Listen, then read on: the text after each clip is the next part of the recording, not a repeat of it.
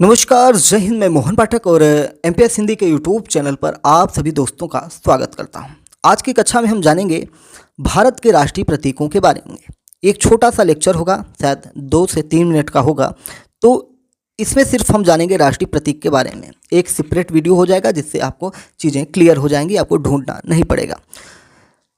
आपका काम सिर्फ ये है कि पूरे लेक्चर को पूरे ध्यान से आपको सुनना है और आपको पता होना चाहिए कि सुनने से याद करने में आसानी हो जाती है। एमपीएस हिंदी यूट्यूब चैनल पर नए हैं तो चैनल को सब्सक्राइब करके daily current affairs, news analysis और वन डे एग्जाम्स की तैयारी के लिए हमारे साथ जुड़ सकते हैं। तो चलिए आइए शुरू करते हैं राष्ट्रीय प्रतीकों के बारे में। जैसा कि आप जानते हैं कि हमारे देश में एक तिरंगा झंडा है। तो तिरंगा झंडा जो है ये क्या है, जिसको बड़े ही सम्मान के साथ घरों पर, कार्यालयों में और सरकारी दफ्तरों में इसे लगाया जाता है। लोग अपने टेबल पर सजाते हैं। तो क्या यूं ही सजाते हैं? हमारे देश में तो विभिन्न प्रकार के झंडे हैं, बहुत सारे धार्मिक झंडे हैं, अन्य धर्मों के अलग अलग झंडे हैं, हर मठ संप्रदाय के अलग अलग प्रतीक हैं। तो हमारे देश का भी ऐसे ही एक प्रतीक है जिसका नाम दिया गया है तिरंगा। तिरंगे में 3 रंग हैं और इन्हीं तीनों रंगों को अलग अलग तरीके से रखा गया है। इसे 22 जुलाई 1947 को स्वीकार किया गया था। यानी कि भारतीय राष्ट्रीय ध्वज को कब स्वीकार किया गया? 22 जुलाई 1947 को स्वीकार किया गया था। हमारे तिरंगे में 3 रंग हैं। तिरंगा यानी कि 3 रंगों वाला एक झंडा। इसमें तीनों रंग के अलग अलग चीज़ें हैं, तीनों के अलग मायने हैं। झंडे के अंदर एक आपको अशोक चक्र भी दिखाई देता है। जो अशोक स्तंभ है उसी में अशोक चक्र लगे हैं। उसका भी एक मतलब होता है। आपने देखा होगा कि भारत के प्रधानमंत्री विदेश यात्रा पर गए थे तो उस देश के मुखिया ने जब तिरंगे को देखा तो इस अशोक चिन्ह के बारे में पूछा। तो प्रधानमंत्री नरेंद्र मोदी ने उसको कई 2-3 मिनट तक उसके बारे में बताते रहे। हमको लगता है कि भाई कोई सुना तो नहीं, लेकिन अशोक स्तंभ से चीज़ें थी तो वो अशोक स्तंभ के बारे में बताए होंगे और शायद सम्राट अशोक के बारे में भी उन्होंने बताना शुरू कर दिया होगा। शायद उतने में काफ़ी टाइम ले लिया होगा। तो ये जो तीनों रंग हैं इनके अलग अलग मतलब निकलते हैं। जैसे सबसे ऊपर आपका केसरिया है। केसरिया किसका है? शक्ति, साहस का प्रतीक माना जाता है।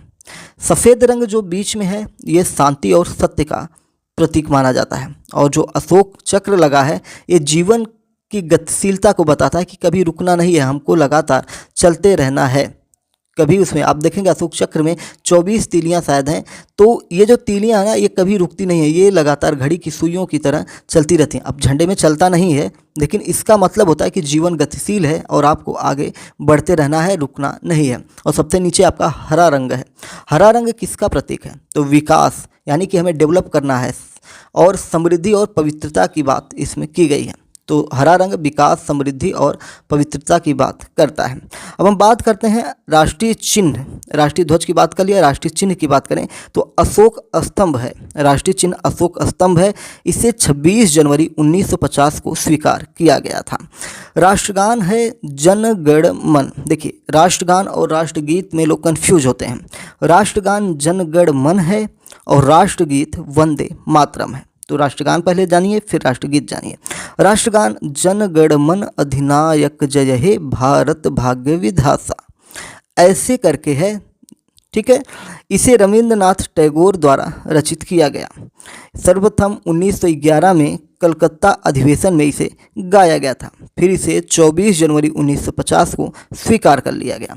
राष्ट्रगीत की बात करें तो इसके रचनाकार बंकिम चंद्र चटर्जी हैं। देखिए, राष्ट्रगान के रचनाकार रविंद्रनाथ टैगोर हैं और राष्ट्रगीत की रचना बंकिम चंद्र चटर्जी ने किया था। और राष्ट्रगीत वंदे मातरम है। इसे सर्वप्रथम 1896 के कलकत्ता अधिवेशन में गाया गया था। पंचांग, पंचांग क्या होता है? हमारे देश का एक पंचांग भी है। राष्ट्रीय पंचांग शक संवत पर आधारित है।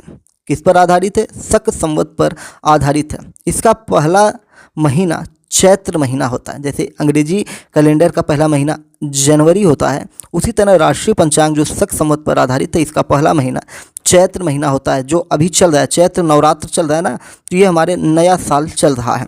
इसे 22 मार्च 1957 को अपनाया गया था। अब हम बात कर लेते हैं राष्ट्रीय पशु, राष्ट्रीय पक्षी, राष्ट्रीय पुष्प और राष्ट्रीय वृक्ष के बारे में। तो राष्ट्रीय पशु कौन है? बाघ है। शेर मत लिखिएगा, बाघ है। राष्ट्रीय पक्षी मयूर है, मोर है। राष्ट्रीय पुष्प कमल है और राष्ट्रीय वृक्ष बरगद है। तो ये जो चीज़ें हैं हमारे राष्ट्रीय प्रतीक के रूप में आ जाते हैं। अभी हमने भारतीय राष्ट्रीय पंचांग के बारे में जाना कि भारतीय राष्ट्रीय पंचांग जो था शक संवत पर आधारित है और इसका पहला महीना चैत्र होता है। इसे 22 मार्च 1957 को अपनाया गया। लेकिन ये शक संवत आया कहाँ से?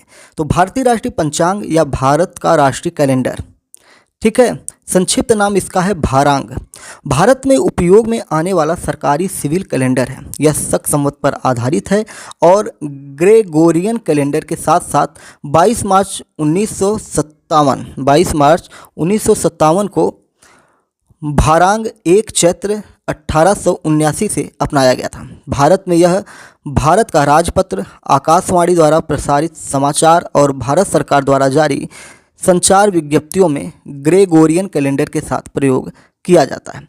चैत्र भारतीय राष्ट्रीय पंचांग का प्रथम माह होता है। राष्ट्रीय कैलेंडर की तिथियां ग्रेगोरियन कैलेंडर की तिथियों से अस्थायी रूप से मिलती जुलती हैं।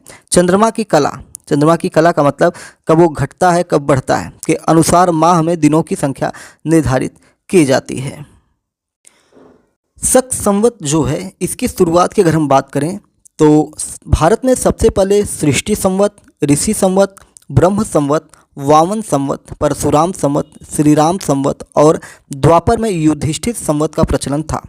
बाद में कली संवत प्रचलन में आया। इसके बाद सम्राट विक्रमादित्य ने 57 ईस्वी पूर्व विक्रम संवत का प्रारंभ किया। लेकिन आज़ाद के बाद तत्कालीन सरकार ने शक संवत को राष्ट्रीय संवत घोषित कर दिया।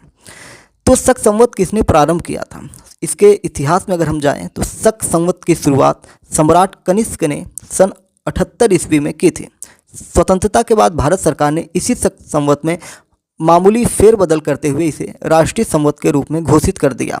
राष्ट्रीय संवत का नव वर्ष 22 मार्च से शुरू होता है, जबकि लीप ईयर में यह 21 मार्च होता है। इसमें महीनों का नामकरण विक्रमी संवत के अनुरूप ही किया गया है, जबकि उनके दिनों का पुनर्निर्धारण अंग्रेजी कैलेंडर के अनुसार किया गया है। इसके प्रथम माह में 30 दिन हैं जो अंग्रेजी लीप ईयर में 31 दिन हो जाते हैं। शक युग की शुरुआत 78 ईस्वी में हुई थी, जब कुषाण वंश के शासक सम्राट कनिष्क ने अपनी राजधानी मथुरा से पेशावर स्थानांतरित की थी। शक संवत के विषय में कहा जाता है कि उज्जैनी के क्षत्रप चेष्टन ने इसे प्रचलित किया। 21 मार्च 2024 को शक संवत 1946 प्रारंभ हुआ था। तो चलिए, उम्मीद है कि आपको चीज़ें समझ में आ गई होंगी। एमपीएस हिंदी पर नए हैं तो चैनल को सब्सक्राइब करके daily current affairs, news analysis के लिए हमारे साथ जुड़ सकते हैं और सभी लेक्चर्स का आनंद उठा सकते हैं, अपने ज्ञान में वृद्धि कर सकते हैं। अपने विचारों को कमेंट बॉक्स में डालिए, वीडियोस को अपने दोस्तों में शेयर करिए, लाइक करिए, कमेंट करिए, जो मन करे वो करिए, लेकिन चैनल को आगे बढ़ाइए। जय हिंद, नमस्कार, भारत माता की जय।